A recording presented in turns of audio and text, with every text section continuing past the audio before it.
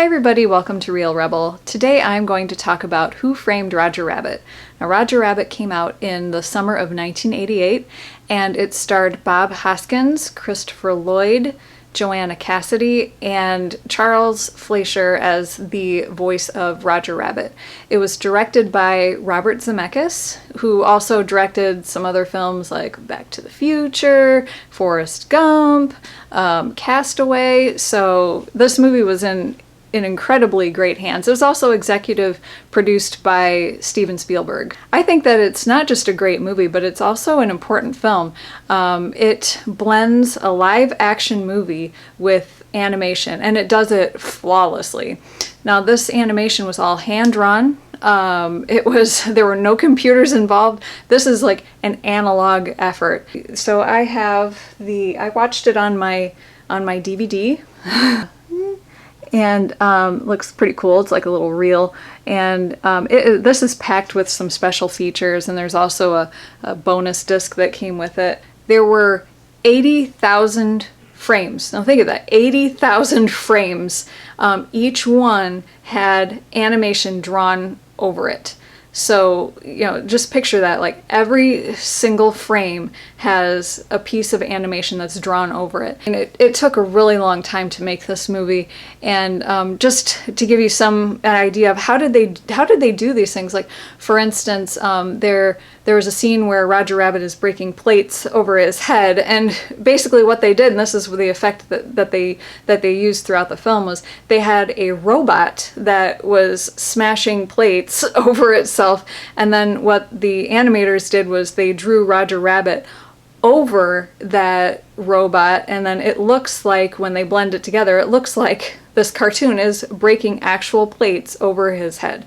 But also, the actors had to interact with these characters who weren't even really there when they were acting. So Bob Hoskins, for example, is acting pretty much through the entire movie with Roger Rabbit, who's not even there. They had techniques that they would use to make it look like Bob Hoskins was making direct eye contact with Roger Rabbit, for example. And they pointed it out in the special features that this was the first time that this was really pulled off really well, where in a lot of older movies, when you would try to blend a live actor with an animated character, when they'd look at them, it would look more like they are kind of like looking through them, because they were. But with this, it's like, it looks like Bob Hoskins is having a conversation with this cartoon rabbit. So the basic plot of this movie is that Roger Rabbit has been framed for the murder of the owner of Acme. And basically the motive behind doing this is there's this evil character, Judge Doom, who is behind the plot to obtain Toontown because he wants to destroy it and build a freeway. So the movie cost $50 million to make, and it made $330 million. Now this was 1988, so in today's dollars that would be $720 million, that's a huge hit. I mean, and it was a huge hit back then. And surprisingly, there were no sequels to this movie, and I'm so happy about that, because it's this perfect standalone movie that I think that if they had tried to make a sequel to it, there's no way that they could have made it as good as this original movie. So I'm glad that it's just a standalone. It's just going to be there and it's on its own. So Roger Ebert gave this movie 4 stars, and that's because it really is a great film. And like I said, it came out in the summer of 1988, and I actually saw this movie when it came out in the theater. It was an interesting circumstance why this happened. I remember my mother had tripped on the corner of the comforter of the bed that she made, and she dislocated her shoulder. And so I remember my dad having to come take care of my mom, and so my older sister and I needed someone to take care of us for the day, and so my grandfather came to the rescue, and he took my sister and me to go see Who Framed Roger Rabbit. So my sister is 5 years older than me, so she was 11 and I was 6. And so this movie, I think, was probably more age appropriate for her. I mean, I really loved it, but there were some parts that really scared me, and that all was because of the Judge Doom character played by Christopher Lloyd. And I knew who Christopher Lloyd was. I mean, he was Doc Brown, and I loved Doc Brown. I loved the Back to the Future movies. I knew who this guy was, and here he shows up as Judge Doom, and he's terrifying. He reminds me of the villain from Raiders of the Lost Ark. He dresses like him, and he's really sinister and evil, and he hates the Toons, and he wants to bring about justice, and he demonstrates this justice by using dip, which is this chemical he calls dip, which is a combination of turpentine and acetone, and something else I forget, but turpentine is a paint thinner, and acetone is it's that chemical that takes your fingernail polish off. And that actually is a real substance that animators would use to remove their animation from a page so that they could start over again, or to correct any errors that they had. And so that was the way that you could kill a cartoon in the movie, was to dunk them in some dip. And he demonstrated this with this poor cute little shoe that he's kind of like, this little shoe hops up to Judge Doom. He's kind of rubbing up against his leg, and he's got those big beautiful animated eyes that are so cute, and I'm just like, oh, he's cute. And then Judge Doom goes to freaking dunks him like an Oreo into this dip, and it looks like blood dripping off. I'm like, I remember I was horrified. I don't know if I was screaming, but I just remember being in that theater like, oh my god, and covering my eyes and everything.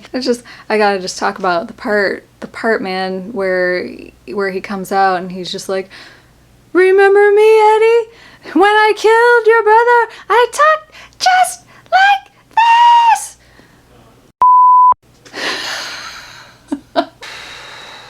So this movie really is successful on every level. Every character, scene, costume, the jokes, the animation, the story, the pacing, it's all firing on all cylinders, and this movie really is worth revisiting periodically.